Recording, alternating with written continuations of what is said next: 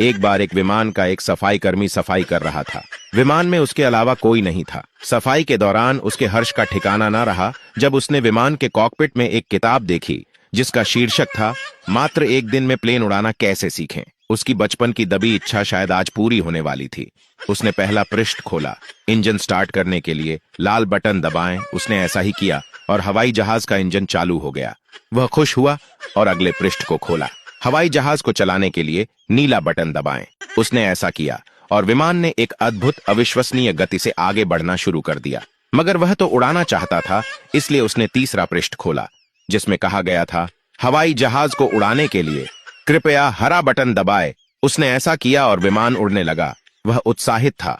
उड़ान भरने के 20 मिनट बाद वह संतुष्ट था और अब उतरना चाहता था, इसलिए उसने चौथे पेज पर जाने का फैसला किया।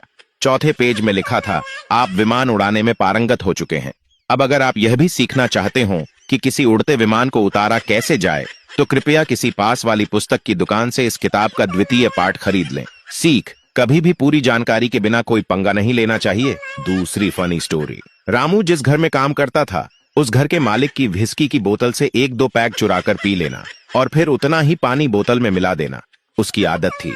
मालिक को उस पर शक था, लेकिन फिर भी उसने कुछ नहीं कहा। लेकिन जब ये रोज की ही बात हो गई तो एक दिन जब मालिक अपनी पत्नी के साथ ड्राइंग रूम में बैठा था, उसने वहीं से अपने नौकर रामू को जोर से आवाज लगाई जो किचन में खाना बना रहा था।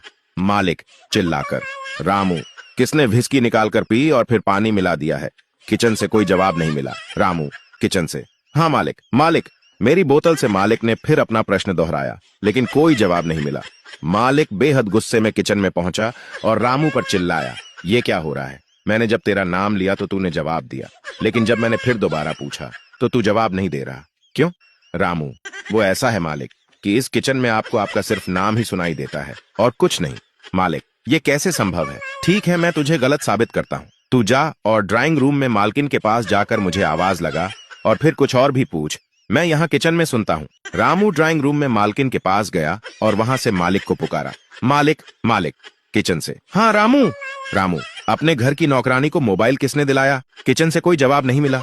रामू ने अगला प्रश्न के साथ लॉन्ग ड्राइव पर कौन गया था? कोई जवाब नहीं। मालिक किचन से ड्राइंग रूम में आया और बोला, तू सही बोल रहा है। अगर कोई किचन में हो तो उसे पुकारा गया। अपना नाम ही बस सुनाई देता है और कुछ नहीं। अजब चमत्कार है भाई।